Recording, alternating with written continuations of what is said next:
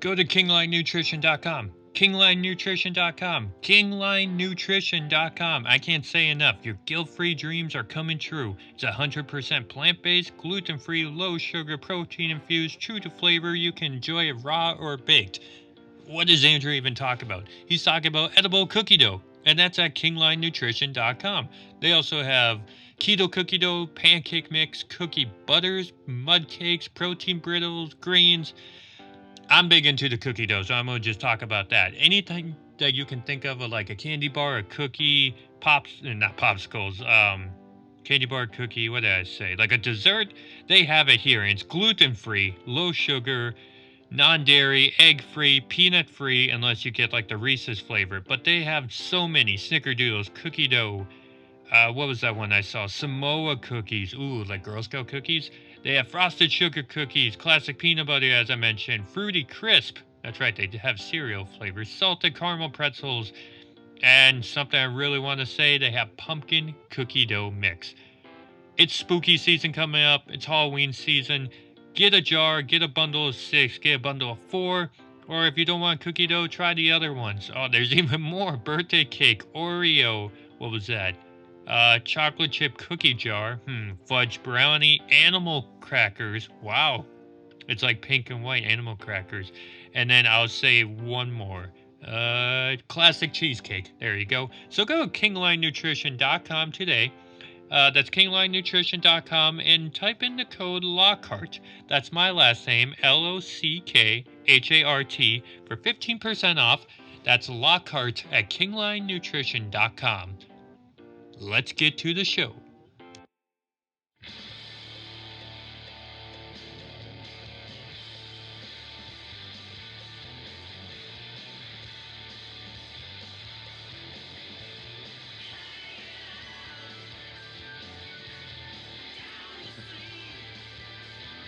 So in 3, 2, 1. Here we are, another week. I believe it's episode, I'm already losing count. Episode 7? I didn't know we were keeping track. Oh, yeah, I totally just drew a blank. I think it's episode 7. Well, anyway, as you know, you're on YouTube at That 70s Pod. Andrew Lockhart here with the 70s guru or expert. It is episode 7. Brian Lee. And Brian, you just told me earlier it's cold up there. Other than being cold in Wisconsin, how are you doing? I'm fine. Had to visit a clinic today to get tested for the wonderful coronavirus, and hopefully, though, all of that will be okay, and it'll be a negative test when I get the results tomorrow. Do you have symptoms? None. Just exposed to somebody who has it.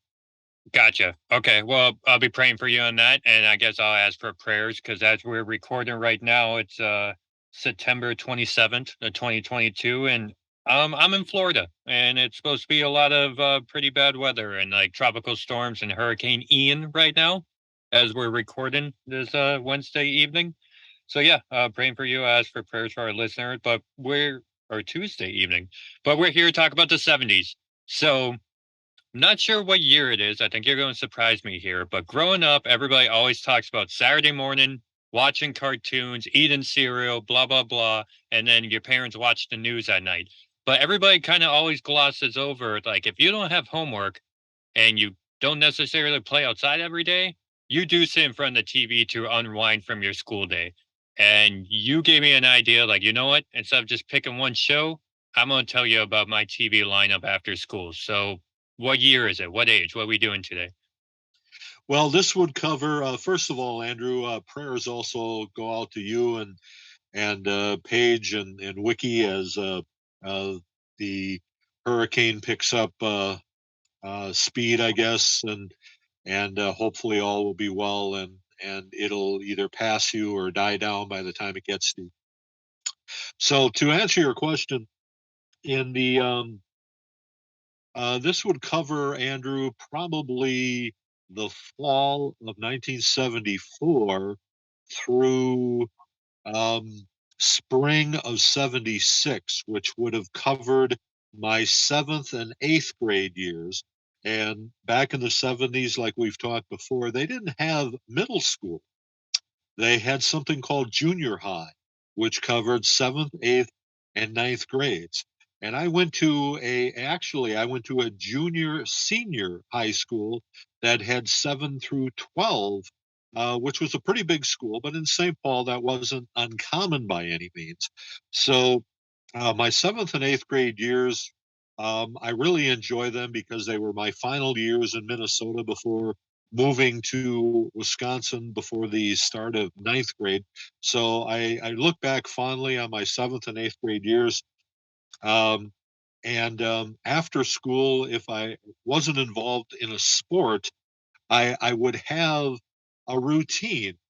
I guess a television routine, where I'd come home from school, grab a snack, and then watch a series of TV sitcoms or game shows before supper was ready. After my mom got home and prepared a supper, which was usually around 5:30. So Andrew, I'd get home maybe around 3:15, maybe catch the end of a game show that was called Name That Tune. I think they've redone that show several times over.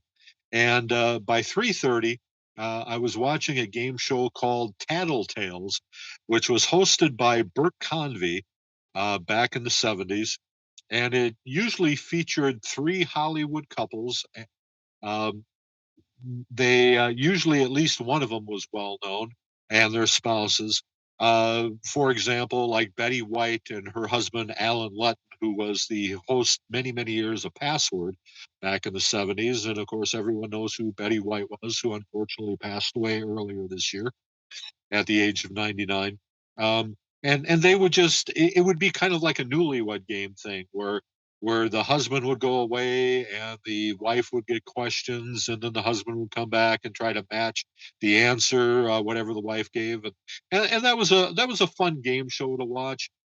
Um, and By 4 o'clock, then I would change the channel to the local independent station in the Twin Cities, which was WTCN Channel 11, and I would watch the Flintstones and then Gilligan's Island before turning the channel back to Channel 5, which at that time was NBC in the Twin Cities, and watch Hogan's Heroes from 5 to 5:30 before um, having supper at 5:30, and we'd have the world news with John Chancellor on in the background. So that was the lineup, Andrew. And going along with that, of course, the reason I wanted to talk about this, because already you're going, well, that sounds boring. But when you think about it, when you were a kid in school, if you didn't have homework, or maybe even if you did have homework, you'd like to come home, unwind, and you'd have a lineup of shows that you like to watch. Now, Andrew, when you were a kid in the early 2000s, coming home from school, I'm sure you had a lineup of shows that you liked to watch when you came home. Well, in early 2000s, I guess SpongeBob was always like right away, or like Hey Arnold or SpongeBob or something like that. So Sure. yeah, definitely. Man, as I got older, it was like Family Feud and game shows or whatever random you could find. But so last week we did talk about the 1973 Vikings, and you brought up an interesting point that like if the game didn't sell out, they just weren't going to air it. So that's obviously what you watched and what you did on Sunday. So was there ever anything going on that maybe interrupted or certain channels that you had to like fight for? I don't know. Like, did you have to fight for the remote? Did you have to watch everything? Like, did it throw you off if it wasn't in the order that you just shared with us? Well, I only had an older brother. You had many siblings, Andrew. I only had an older brother who, by the time I was in seventh and eighth grade, he was already, well, he was a senior when I was in seventh grade, and then he was graduated by the time I was in eighth grade, and he had a job. So I never, I never saw him. So there was no fight for the TV or anything like that. My dad didn't get home from work until around 5:30, 6 o'clock. And my mom got home, I don't know, around 4:30 and started making supper. So I had full reign of the TV. So there was no interruptions or fight for the remote, as you said. We just had a console black and white TV in our St. Paul, Minnesota living room, and I could watch whatever I wanted to. I did well as soon as I got home. I did take the dog out. We had a combination cocker spaniel and poodle, which was called a cocker poodle, and her name was Trixie. And so that was the first responsibility, was to take her out when I got home from school so she could go to the bathroom. And then I came in and made myself a snack. My go-to was a bowl of ice cream.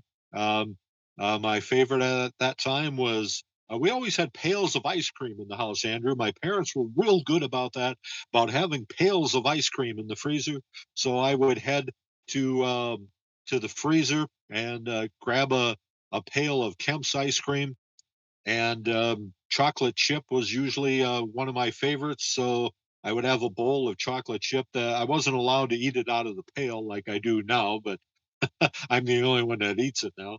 Um, so I had to scoop out a bowl, and I had this crazy combination, Andrew, where I'd like to throw green grapes on top of my bowl of ice cream, and I don't know why. I don't know how that got started, or why I even tried it. I wasn't pregnant or anything, but one day I just decided that green grapes with a bowl of ice cream sounded good, and it was good. So I created something for myself that I enjoyed many, many times over the years. I haven't done that probably since I was in seventh or eighth I was grade. gonna say, I've never ever seen you do. I mean, okay, if we're breaking the fourth wall, I've never even discussed it. Like, you're my dad. Like, that's why you know about like me as a kid, my siblings and all, because like you're my dad. Because I was actually talking to one of um one of my brothers, and why do you never bring up like your guys' connection? So yeah, I've never seen you do that, but I'm not going to judge you because I'm the guy that puts like ketchup on his cottage cheese, and I think that's good. Or like I still do that. So you mentioned, I'm curious, just painting that picture. You came home. Uh, a few questions. What did everybody do for work before we talk about TV? What did your brother, your mom, your dad, what did everybody do for work? And then how close were you to the school? Did you take a bus? Did you walk? Like, what's going on in St. Paul? Well, my dad worked at a factory where he dealt with computer parts, and I think it was basically in shipping. Um, is what his job was, and that was in Edina, which was a pretty good drive from St. Paul, a good half hour one way. My mom worked at a school, not the same school I went to, but she worked at an elementary school, helping I guess slow learners learn their alphabet, learn numbers, learn how to spell and stuff like that. For the kids that were falling behind in the classroom, she worked with the slow learners. Um, my brother, as I mentioned, had graduated. He worked at a bakery on Snelling Avenue in the Highland Park area of St. Paul. So that's what everybody was doing. I, of course, didn't work, um, being only a seventh grader. So I would come home, let myself in with the key. In the Twin Cities, even in the 70s, we had everything locked up during the day. Like I said, I let the dog out, took the garbage out. Those were kind of my chores, and then I would grab my bowl of ice cream and start watching TV, and that was my afternoon. And if anything would maybe interrupt that, Andrew, it would be one of my friends. I mentioned this guy last week. His name was Louis Biaggi. Um, and if he had a bug up his butt to get together a pickup game of football or something, he would call me, and I would bike over to his place. He was maybe 4 blocks away, and a bunch of us would get together and do a pickup game of football, which in the 70s was just something you did. After school, you'd get together with your buddies and play football in the fall until until everybody had to race home for supper. S- So yeah, good times. Did you walk or take a bus? Oh, the school thing. My school was, if if I would have actually taken the sidewalks and done it the right way, it would have been about 6 blocks away from where I lived. But a buddy of mine showed me shortcuts where you cut through people's yards and you'd get there a lot faster. So it maybe took me about taking those shortcuts maybe took me about 10 minutes to get to school, and which was good in the morning. And well, actually good at the end of the day too. You get home and get your chores done and get that bowl of ice cream going. So after watching Tattletales, my go-to, and a lot of people, actually, my friends and stuff, loved watching the Flintstones. And the Flintstones, of course, was a 1960s product that originally aired in prime time. It was the first cartoon ever to be on primetime television in the 1960s, Andrew. And by the 70s, it was in syndication. And I always liked the Flintstones because of its adult humor. The fact that it was a cartoon, I thought it was very clever. Of coming up with the concept of the two families that live next door to each other, in adult situations, but it was in the Stone Age, so they had modern conveniences, but it was depicted as a Stone Age type situation where, if you had like a garbage disposal in your house, um, it was actually some kind of dinosaur or some kind of monster underneath the sink that would be eating the garbage. It wouldn't be a machine. It would be animals posing as machines in this Stone Age sitcom. And Flintstones was highly popular when it was on TV, and later when it was in syndication. And the voice characterizations, of course, Mel Blanc, who was the voice of Bugs Bunny and Daffy Duck and Porky Pig. He did Barney Rubble, and he also did Dino, the dog. The yipping of Dino was Mel Blanc, and just wonderful voice characterizations. Harvey Korman came on to do the Great Gazoo later in the series, and B. Benaderet, who was in Petticoat Junction for years and years, was the voice of Betty Rubble, and of course the wonderful Alan Reed was Fred Flintstone. So great sitcom that was patterned after the Honeymooners, which aired in the 50s with Jackie Gleason and Art Carney. A lot of the Flintstone situations was based on that. Um, of course, maybe a lot of our listening audience has never seen the Honeymooners. They featured a brief clip of the Honeymooners in the movie Back to the Future. Um, and it was an actual show. And the Flintstones, which TV Guide rated as the number 2 greatest cartoon of all time for prime time, behind The Simpsons. It was just fun to watch it in syndication at 4 o'clock in the afternoon, coming home from school. And then we went into Gilligan's Island after that. And I was never a huge Gilligan's Island mark, Andrew, but um, it was an okay show. Again, that was on prime time in the '60s for 3 years on Monday nights. I think that was on CBS, if I remember right, and and that went into syndication in the '70s as well. Um, and then Hogan's Heroes, that I still watch nightly, even today, would be on at 5 o'clock, leading into the World News with John Chancellor on NBC. So it was a good lineup, Andrew. And if I didn't have homework to do, or if I wasn't out playing football with my buddies, that was my afternoons after school on a weekly basis. So, like Monday through Friday, you're saying this. Maybe Friday was a little different, but all the shows that you just talked about, Tattletales, the Newlywed Game, or unless I screwed that up, but and then Flintstones, as we mentioned before, I had options. Did you just watch these because you didn't have options? or did you actually really like these and this was just your lineup? Well, it that's a really good question, Andrew, because as we've alluded to before in previous broadcasts, there were only four stations in the Twin Cities: 4, 5, 9, and 11. Channel 4 was where I watched Tattletales. That was the CBS affiliate. CBS. Um, Okay. and then after that, I think they went into the Mike Douglas talk show, and I wasn't into talk shows by any means.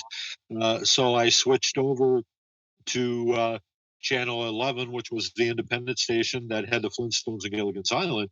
And the only reason I didn't watch anything on Channel 11 at 3:30 is because I think Gomer Pyle was on, and I've never been a Gomer Pyle fan. So you mentioned the talk show real quick. Is that just like what we see today where they like celebrities are just getting talked to? Like Ellen's show and Oprah and like same thing? Yeah, Okay. yeah, something like that. Um, there was a few talk shows in the 70s. Mike Douglas was one. Merv Griffin was another one. I might be forgetting somebody. I think Donahue was more in the 80s. Um, I think those two were the main ones. And then, of course, Johnny Carson was late night. But there was not nearly as many talk shows as there are today, Andrew. Um, so, but that wasn't my thing. I wasn't into watching that. So I would rather have been entertained, I guess, by the old sitcoms that had been aired in prime time in the '60s that were already in syndication. So you mentioned something earlier that's going to lead me to my next question. You were talking about like, oh, to make a comparison, hey everybody, the honeymooners was that part in like Back to the Future. When you mention all this stuff, at least my generation, there's a lot of Family Guy callbacks, and that's why I know a lot of shows because Family Guy will make fun of the honeymooners and stuff like that. But because you mentioned Back to the Future, they're sitting there, actually in both in the 80s, and then when he goes back into the 50s, they're watching a TV in like by the dining room table. So when you guys start having supper and you said you had the news on, did you have a separate TV or did you guys have to pull in the same TV? Well, what would happen, Andrew, is we had a living room with an adjoining dining room um, where you could kind of see the TV. You couldn't really see the TV, but you certainly could hear it. Gotcha. So my brother and I would sit down and we would eat supper at 5:30, and my dad would actually be home by then, and he would sit in the living room and watch the world news while we were eating supper. My dad didn't eat with us. He preferred to come home and unwind a little bit, have a beer maybe, and watch the news and let my brother and I eat. And then after we would get done, then my dad would come in the dining room and sit and eat with my mom. She would also wait and and talk about their days. So my brother and I were kind of separate. I mean, it wasn't a family dinner type thing. My brother and I'd eat first, and then my parents would eat after we were done. So did you have a nighttime routine after that, like TV wise, or was that pretty much it? Like when you guys ate dinner, like it's only 5:30, it's not that late. But were you watching any other TV afterwards? Well, right, yeah. Depending what night of the week it was, we had our favorite shows on any given night. Um, in the future, I'd like to do a show on probably one of my favorite shows of the '70s growing up was Happy Days, which depicted what life was like in the '50s. Kind of like how you like to watch that '70s show when you were a kid Oh, in the definitely. early 2000s. So it's kind of the same principle. Um, and there was Welcome Back Cotter on Thursday nights, and oh heck, Dallas was on Friday nights, and we had our favorite shows to watch. But usually, I kind of did the opposite of what most kids did. Andrew is most kids would maybe come home and do their homework first, to get it out of the way. I preferred to come home, eat some ice cream, watch my shows, eat supper, and then do my homework after supper. So that was kind of my routine. And then I would maybe go back to watching TV after my homework was done. But I usually would sit down and do my homework around 6 o'clock and try to have it done by 7:30 so I could watch prime time. No, there's a point when we had to get rid of cable and we just had basic antenna television, and it seemed like we watched TV more and more, like 2010, 2009. Just like a lot of basic channels, like I mentioned earlier, Family Feud. But it seemed like the TV was on pretty much after school until nighttime, and that's kind of what you're saying. The TV is always on, different channels, and it's funny how you came home and you unwind with ice cream, and then you said your dad did the same thing where he came home and unwind with a beer, and like you guys almost had like the same. You probably watch a lot more television than him. But at the top of the hour, or the top of this episode, whatever you want to say, you mentioned 1974 until like 1976. Was this the same like four shows you watch all through your junior high? Did it ever switch up? Well, it might have switched up a little bit. Um, like I mentioned, instead of Tattletales, I could have watched Gomer Pyle. I think at some point that was switched to Petticoat Junction, which was another show that I like to watch, which was in syndication. Um, That with the puppets? no, Petticoat Junction was based um, in a little town. It was kind of along the same lines as Green Acres and Andy Griffin and that sort of thing. Those small towns in like North Carolina or Tennessee or something like that. And this was based at a hotel called the Shady Rest. And there'd be a train that would stop there every day and drop off passengers and stuff. And um, and I like to watch that show. Um, I was thinking HR Puff and stuff. That's the one I was. no, no, that was Saturday morning. Sometime we'll do a show on what my lineup was on Saturday morning cartoons. But Uh, um, this was pretty much the rule of thumb. In my eighth grade year, I was on the wrestling team at school, the senior high, the junior senior high wrestling team for Monroe in St. Paul was the name of the school I went to, which no longer exists. So after after classes were done, then I headed to the locker room and got on my wrestling gear and had practice until 5 o'clock, and then went home and supper would be ready when I got there. So that would shake up the routine, and then later baseball. In eighth grade, I was on the eighth grade baseball team, so that was a lot of fun as well, participating in sports. So that would be the only deviation from my lineup after school in terms of watching television, eating ice cream, walking the dog, and that sort of thing. I was just gonna say, so wrestling season would be during winter time. I guess just a random question. Who would watch Trixie then? Would your mom have to do it if you were at Well, practice? yeah, I guess that's a great question because um, maybe on a couple of occasions I would run home quick and get the dog out and then head back to school. I didn't do that very often. Um, and also on Wednesdays, I had confirmation. And my church was like right across the street from our house, so that wasn't a big deal to get there. Um, but I was excused from wrestling practice to go to confirmation, as and some other kids were as well. Um, so, but to answer your question, yeah, I think Trixie just had to wait until my brother got home or my mom got home to be let out for a walk. So I guess the title of this episode is kind of like reminiscent about after school television lineup because it sounds like maybe even during the summertime you still were ready at 3:30 or 4 o'clock to watch these shows even when you didn't have school. So is there any like I guess we're gonna have some fun as we wrap up this episode. You were mentioning all like the game shows and then the Flintstones and Gilligan's Island, especially the Flintstones. Is there any like impressions that you have, or anything that really sticks out to you of how certain characters? I mean, you probably have a Barney Rubble impression or something. Well, uh, yeah, not very good. Oh, I used to like to try to sound like Barney. It's kind of a different voice, and not I'm not very good at it, so I'm not going to try to embarrass myself by doing it here.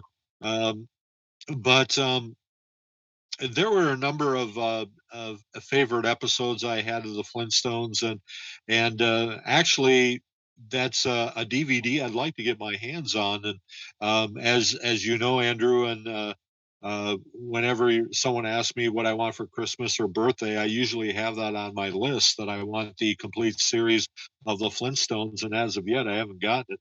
So so keep that in mind there I don't as know. as we approach Christmas. So Um, go ahead. um, Gilligan's Island was more of a. I mean, I was okay with Gilligan's Island. There really wasn't much substance to that show. It was the same thing every week, where they would have an opportunity to get rescued, and someone, usually Gilligan, would screw it up. Matter of fact, there's a funny quote in the TV show, That 70s Show, I knew you. where Red is watching Gilligan's Island, and and he's and he goes, "Oh crap, Gilligan screwed it up again. Why don't they just kill him?" And Red Foreman, of course, was pretty close to what a lot of '70s dads were like. Not necessarily my dad, but I'd be over at a lot of friends' houses, and a lot of dads were like that. You know, just kind of hardcore blue collar workers, and why they'd be watching Gilligan's Island, I don't know, but. Um, Hogan's Heroes is still a good show to watch. Of course, it's a comedy about World War II. Um, it was nominated for, I think, like 11 Emmys when it was on in prime time, and all of the characters are dead now except for one. The actor that played Louis LeBeau is still alive. He's like 95, I think. But a very good show. It was a good show leading up to supper time. Um, After watching kind of mindless TV in Gilligan's Island, and the Flintstones. Not that the Flintstones were mindless, because I thought it was great entertainment, and the purpose of the Flintstones was to have a cartoon in prime time that appealed to adults, and it did that. It did it for 6 years, and it's still fun to watch the Flintstones. Just like, and that's how people feel about Family Guy or The Simpsons. It's not just a cartoon that makes kids laugh. It's adult humor. SpongeBob could fall into that as well. When you guys were growing up watching SpongeBob, you just thought Patrick was funny, and and SpongeBob was funny, but there was a lot of adult humor that went over your heads, and that sort of thing appeals to me. That's why it's no coincidence that you said earlier Simpsons and Flintstones are like the top two rated cartoons of all time. So just real quick, yes or no? You brought up I got two quick questions. You brought up Hogan's Heroes. Did you watch MASH, or was that not a thing then in the Well, 70s? oh yeah, MASH wasn't in syndication yet, Andrew, because it was Okay. still in. MASH started, actually, this year is the 50th anniversary of MASH. So Okay. that started in 1972, and that was on CBS. Ran for what, 11, 12, 13 years, something like that. I guess 11. It was done in 1983. Does that sound right? Um, I know it got serious and it took off the laugh track in the last like two seasons. The only reason yeah, I ask is because it was also a war show, like Hogan's. yeah. Yeah, MASH, and you're right, Andrew. It originally started as more of a comedy, but in later years, it took a more serious tone. I mean, uh, it was still funny from time to time, but it wasn't it wasn't like Hogan's Heroes. MASH became more realistic towards the end, Hogan's Heroes was strictly a comedy. Of course, there was um, a lot of that going on in World War II, where there was undergrounds and Gestapo and the Luftwaffe and all that stuff that they talk about in Hogan's Heroes. All that really existed, but certainly the tunnel systems and stuff that American prisoners had in Germany certainly weren't as elaborate as depicted in Hogan's Heroes. So, some of that stuff, the concept actually happened, but the way it was depicted in Hogan's Heroes more than likely wasn't accurate by any means. And I'm just curious because you said Gilligan's Island sometime it wasn't Gilligan that screwed it up. Is that actually true? Like, would it be episodes that somebody else screwed up, like a way of them getting saved? Well, yeah, occasionally on Gilligan's Island, they would have somebody wander onto the island, either by accident or on purpose because they were trying to get away from civilization for a while, and the seven castaways would come across this person, and and and they would say, "Well, when I'm ready to go back to civilization, I'll take you with, or I'll make sure I tell people about you so they can come and rescue you." And then they wind up not doing it. So it wasn't always Gilligan's fault. Once there was a rock band that came on the island, and they just wanted to get away from all their adoring fans for a while. And this rock band was called the Wellington. Well, I don't remember what they were called on the episode, um, but it was actually a real group called the Wellingtons that actually sang the theme song to Gilligan's Island, and they were featured as a '60s rock band on Gilligan's Island that just wanted to get away from their fans for a while, and they said that when they went back, they would tell authorities where to find the castaways so they'd be rescued. But then they changed their minds at the last minute um, for some reason because they were afraid of some kind of competition that the three women on the island would maybe be discovered as rock stars as well. And you'd have to see the episode to understand what I'm talking about. It was kind of confusing and complex for Gilligan's Island, I guess. And anyway, they decided not to tell anybody about the castaways, which you know that would be really unbelievable that anybody would do that. If you found seven people on an island and then just left them there and then help them get off that island. What was the name of the island? It didn't have a name. It was often referred to as an uncharted island in the Pacific Ocean, and that was, of course, by the professor. And they would occasionally give like longitude and latitude. How they would know that, I'm not sure because they supposedly didn't know where they were in the Pacific Ocean on some island somewhere. I mean, you have to remember that they took off on that 3 hour tour from Hawaii. So they what direction they went, nobody knows. The storm threw them, and they don't even know where they went when they got caught in that storm. They didn't have an anchored position. They just kind of drifted and have no idea where they were. So how the professor knew where he was with longitude and latitude is, just kind of goes along with the ridiculousness of the show in general, because there's no way of knowing where they were. So that wraps it up for today. This isn't like a cut in. I don't know why my voice sounded like that, but I'm going to encourage everybody in the comments because this is in YouTube. Tell us what your after school lineup was and what year it was if it was in the 70s. So if you're listening to this, go below in YouTube, comment what you watched after school. My last question to you today as we wind down here, we got 60 seconds. Any show tunes or theme songs for these shows you want to sing or that you remember off the top of your head? I actually remember. Well, Hogan's Heroes didn't have any words. Of course, Gilligan's Island was uh, "Sit back and hear a tale of a fateful trip." That started from that tropic board, a tiny ship. Flintstones was actually more catchy, Flintstones, meet the Flintstones. They're a modern Stone Age family. Great time, I'd be sitting there with my bowl of ice cream, shoveling ice cream in my mouth. Flintstones, meet the Flintstones. So, just fun things to do, fun things to remember, and I hope this episode helps you jar a memory of what your routine was after school, Monday through Friday. Yes, that was the episode. Sorry about that. That was a abrupt ended and the Zoom time canceled out.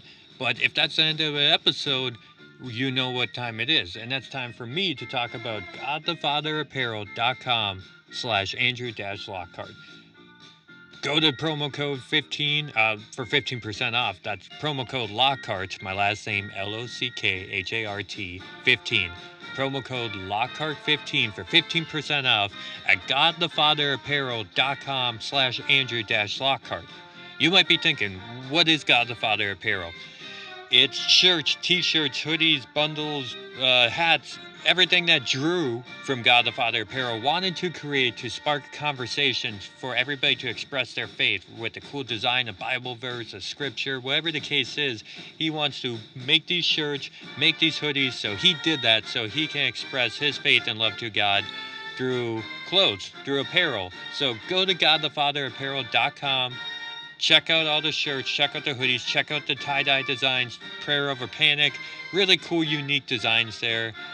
Simple if you don't want over the top. Whatever the case is, you can find it at godthefatherapparel.com/Andrew-Lockhart to express your faith today. That's godthefatherapparel.com/Andrew-Lockhart. And don't forget to use promo code Lockhart15 for 15% off.